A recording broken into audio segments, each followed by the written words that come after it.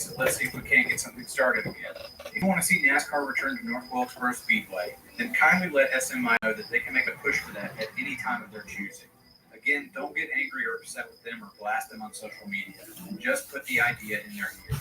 Here's a list of tracks they own and their Twitter handles, so hit them up when you get a chance. Airbase Speedway is long gone, but North Wilkesboro Speedway can still be saved. It would have been easier a decade ago, but we still have an open shot, and interest in this topic has been steady for a while now. Just recently, Dale Earnhardt Jr. has offered to put together a crew to pick weeds at the facility so an aerial scan can be made of the track for iRacing, so that at least a digital copy of the Speedway can be made for future generations. Hopefully that's not the best we can eke out of this situation. Maybe, one day, people with a lot of money and clout will realize the mistakes made back in the 90s, and they'll be willing to drop a few million in getting the track back to racing shape. A lot of attempts have been made over the years to resurrect the track, but maybe the final one is in front of us and not behind us. The track can make money.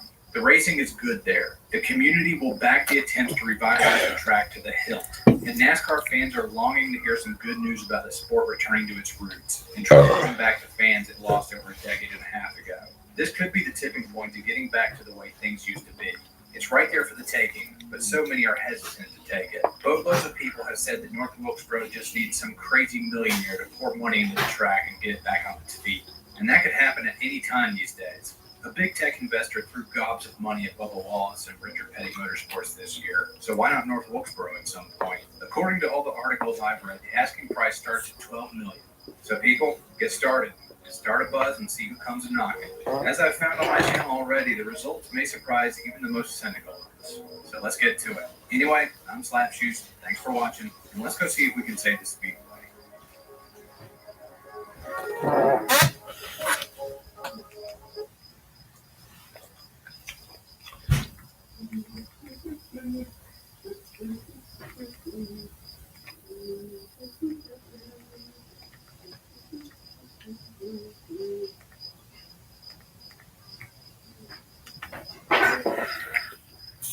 Not long ago, the Supreme Court took away federal protections for abortion. In return, Michiganders protected our reproductive freedom. But the Michigan State Supreme Court can still take abortion rights away. Kyra Harris Bolden and Kimberly Thomas are the only Supreme Court candidates who will protect access to abortion. Kyra Harris Bolden and Kimberly Thomas will keep the government out of your most personal decisions. Protect abortion rights. On a nonpartisan ballot for Kyra Harris Bolden and Kimberly Thomas. Hello and welcome to Not a Car November, where I'll showcase things that are not cars in the month of November. Now, I didn't really need to explain that. On the docket today is my lawnmower. I know, you're ecstatic. And don't you dare accuse him of running out of ideas. He's got plenty of ideas. He just thought this would be a fun series. He's right, you know. I have endless ideas for my woodworking channel.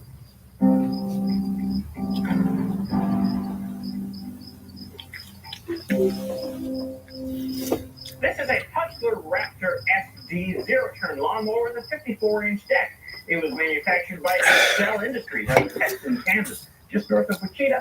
And thank you very much.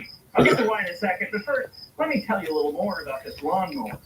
Sure won't take very long because it's a lawnmower.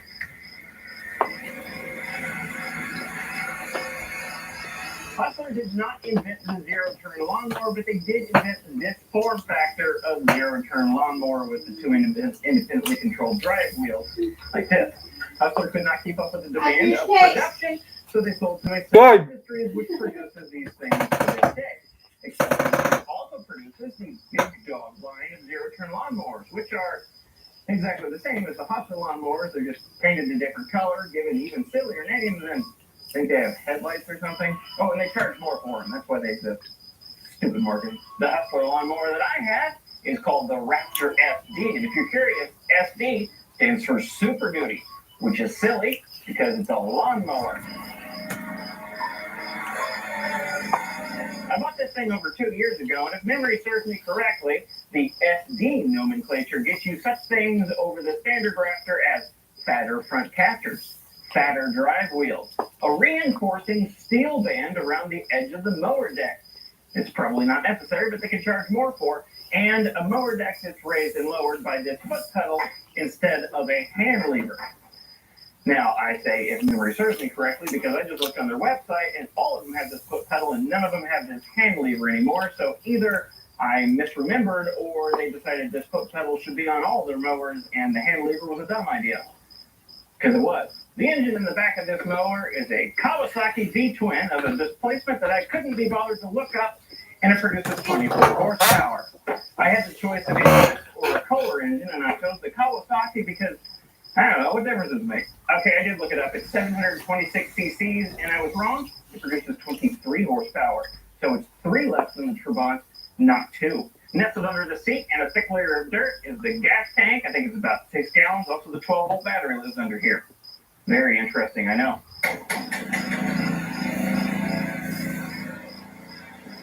Right here is a cup holder in case you want to drink something infused with grass clippings. Over here is the panel where you have your throttle, your choke, your PTO engagement, which is electric, your key, and your hour meter. Apparently, I put 62.9 hours on it, or in metric, 62.9 hours. These are the drive control levers that control the forward and backward motion of each respective drive wheel.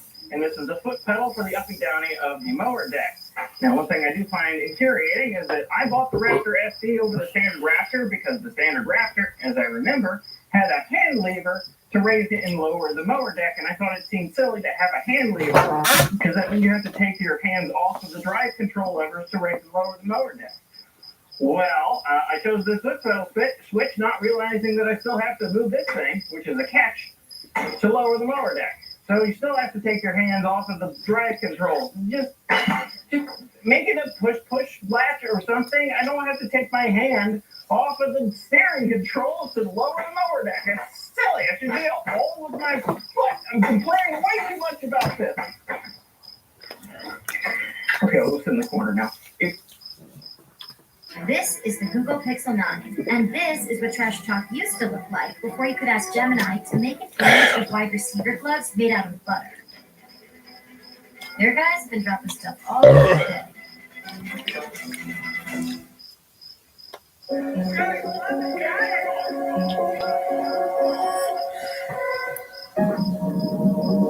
By supporting programs that promote health and wellness, Blue Cross is ready to help you keep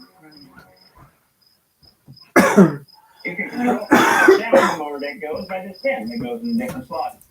Quite the simple mechanism. Each drive wheel is driven hydrostatically, and the hydrostatic pumps are belt-driven onto the engine, and the mower deck, as I mentioned, is 54 inches wide, which means 3 different mower blades.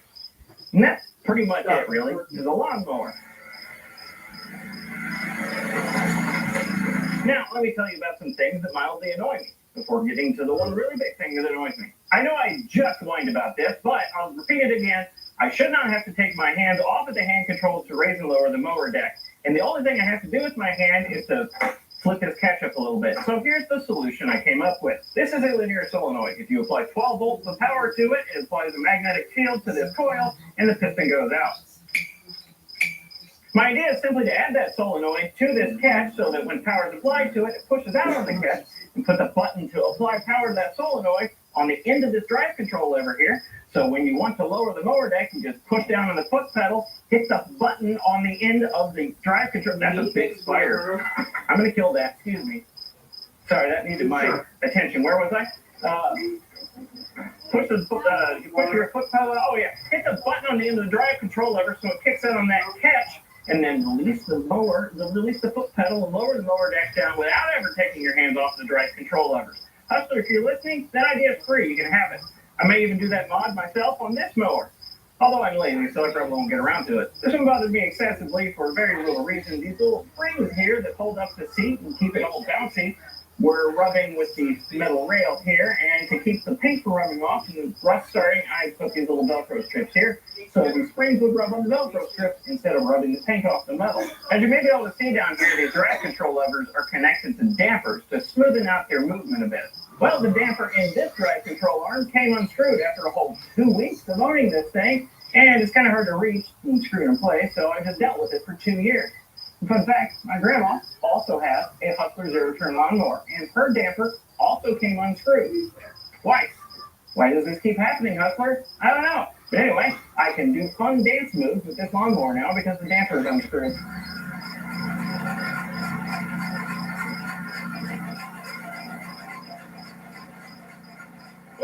is the oil drain for the engine and the oil filter. Just below that plate, that all that stuff is right above, are the drive belts for the hydrostatic pumps that drive the drive wheel.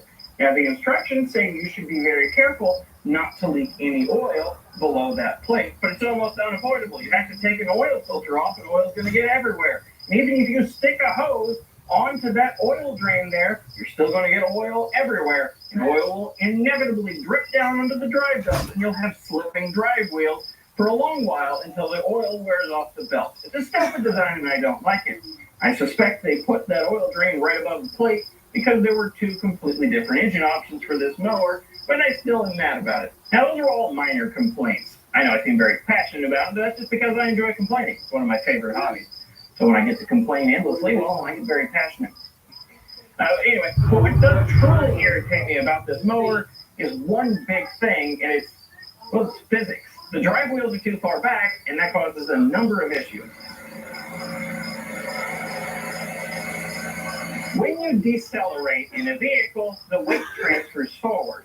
On this mower, that means when you decelerate, the weight transfers forward onto the front casters and off of the rear drive wheel. So if you decelerate too aggressively, the drive wheel starts slipping, which tears up your yard. So if you want to avoid tearing up your yard, you have to decelerate very slowly, which decreases efficiencies in mowing.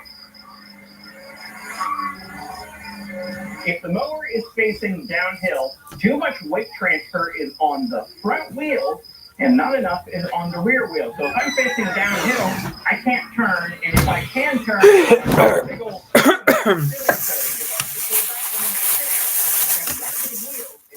sit there and spin, not get any traction. So what I've accepted that I have to do is if I want to turn around going downhill, I first have to go straight down to the bottom of the hill first, and then I can turn around and come back up it again. Again, decreasing efficiency in mowing. If I am going sideways on a hill, there's so much weight ahead of the drive wheel that the front tries to tip into the hill, and at some point it's inevitable that the uphill wheel will lose traction. This happens every single time I mow the ditch in my front yard. And if you're thinking that I should just go up and down the hill, well, first of all, I should be able to mow any path I like. But also, if I go up and down this hill, I end up scalping the yard. I have to mow it sideways. And the result of all these traction things added together is that my lawnmower has trained me, and I don't like that. I know that there are certain places in my yard where I cannot go a certain direction, otherwise I will lose control. For instance, if I come around the corner of my shop, I can't turn. I know I cannot turn. In making this video, I tried to turn there by taking it extremely slowly, and I was completely unable to. I just went careening straight down the hill because I had no control over it. Time to help people customize and save with Liberty Mutual. Forgot my wallet. Hi, I use Febreze Stagify Plug. And I use this. This has a microchip to control scent release, so it smells first day fresh for 50 days. 50 days? And its refill reminder light means I'll never miss a day of freshness. Febreze Plug.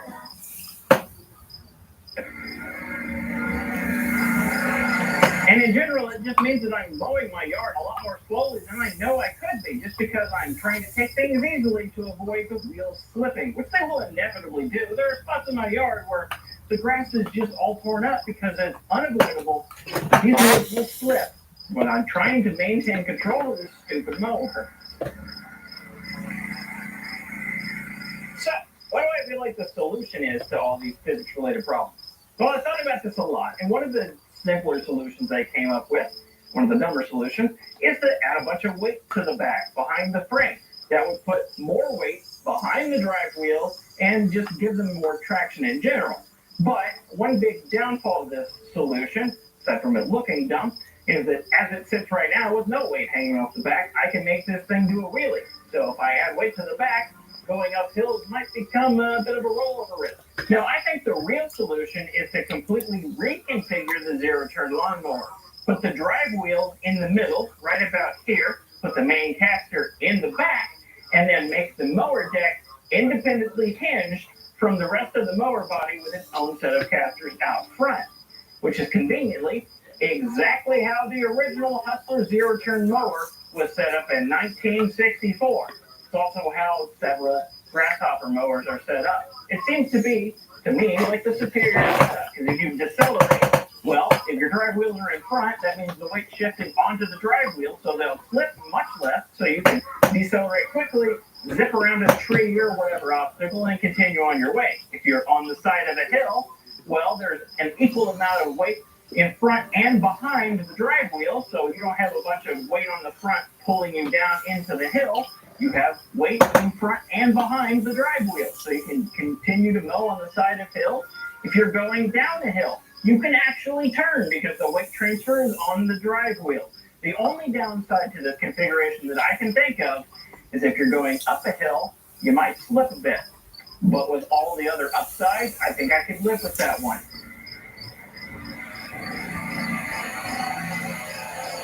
So what am I going to do about this lawnmower? Well, probably nothing. Works just fine. Mows my yard, does everything I ask of it. I mean, I don't love the thing, but I also don't hate it. Apparently, I just need to complain about it for 10 minutes straight. Like I said, it mows my yard just fine. So I'll probably keep it around for another couple of years.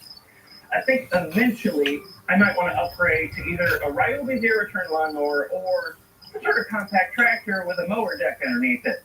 Now, I'm sure the Ryobi mower would have the same traction downfall that this one does because it has the same layout, as do 95% of the zero-turn mowers on the market. But I feel like you can outweigh those downsides because it's all electric, as I feel like all mowers should be by this point, especially residential lawnmowers. So I might get that. And it costs the same that this one did new, so there's that too. Now, I did have a brief look on the internet to see what the cheapest front mount zero-turn lawnmower was, and it was made by Grasshopper, and it came in at just shy of $9,000. And if I'm going to spend that kind of scratch on a lawnmower, I want it to do a little bit more than mow my yard. Hence the compact tractor idea. It could be a multi-purpose vehicle. Now, I could also get rid of all these traction problems by just going to a lawn tractor style of lawnmower, but I don't like those very much. The zero-turn mower, even a flawed one, is still better than a riding lawnmower.